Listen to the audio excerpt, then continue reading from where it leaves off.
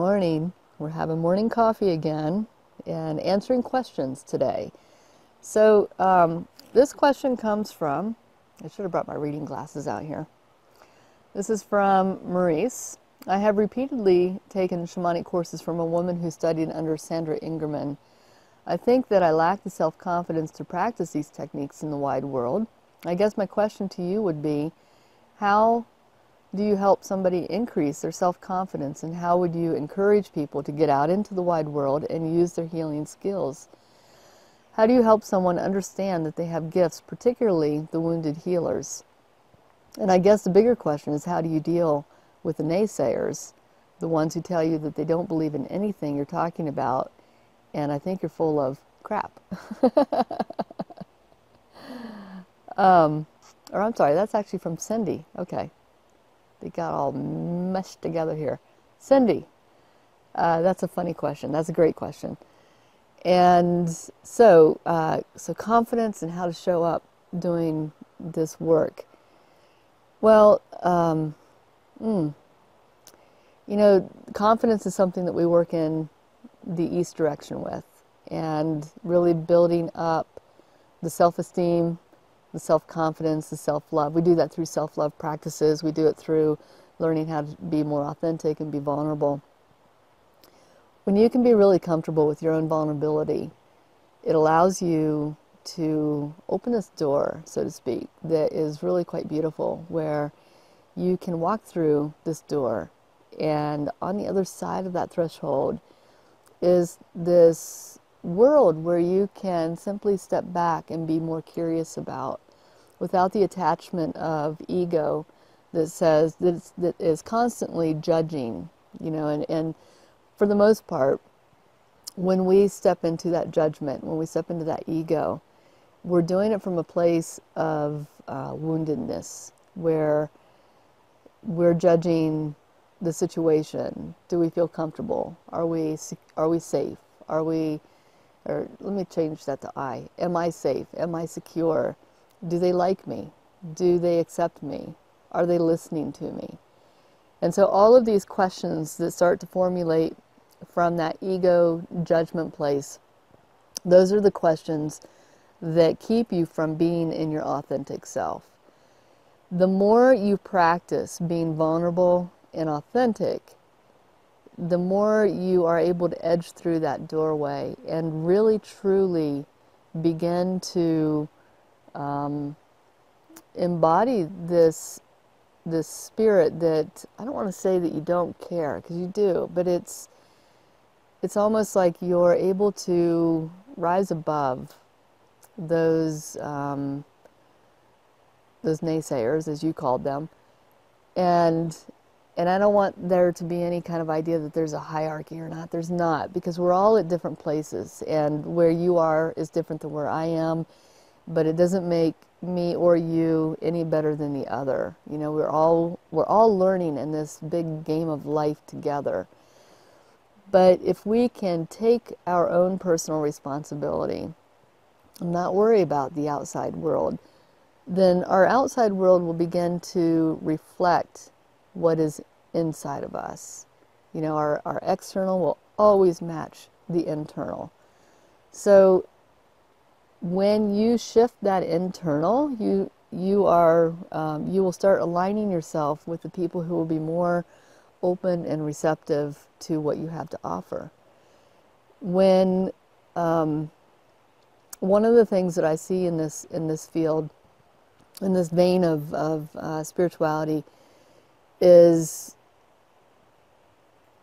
some people will have this idea of what it would look like, what it should look like to be a shaman, or to be spiritual, or to be X, Y, and Z. You know, there's all these little boxes that people like to put other people in, including themselves. And it's a way for them to understand and to reconcile some contrasts that happen in life.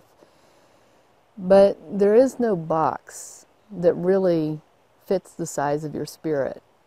And when you can understand that from your own personal perspective, It helps you to not put other people in a box either. So, and this is kind of getting, truly this could be an online course that I should teach at some point, because this is a question that comes up, is who am I? Who am I to be that? Who am I to do shamanic healing? Who am I to, you know, whatever it is that we have this fear about. And, you know, I love the Marianne Williamson quote, you know, who are you not to be? You're a child of God. You are a child of this universe. And by you playing small, it does not serve the world. So for me, I had to reconcile that many, many, many years ago when I started this work. I didn't, you know, who am I? Who am I? I'm a white girl. I'm a Celtic, Irish, Scottish white girl. Who am I to be at a powwow for Native Americans? And I had this beautiful, beautiful Native American man in my life that he sat me down one time and he said, you know, stop playing small. Stop playing small. You know, just because the color of your skin is not the same as mine does not mean that the size of your spirit is not as big as mine. He was a big spirit too. And that really helped me to kind of see that, you know, we all have something to offer.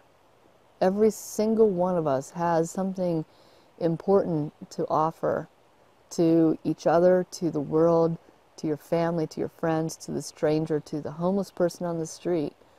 And when you start showing up, and you start embodying that power that is innate in each of us, then you begin to build that confidence. And then you become that spiritual walk. It's not something you do. It's not something you say you are. It's not something that you know, put a fancy title on your business card. It just is who you become. And then when you become that, there's not,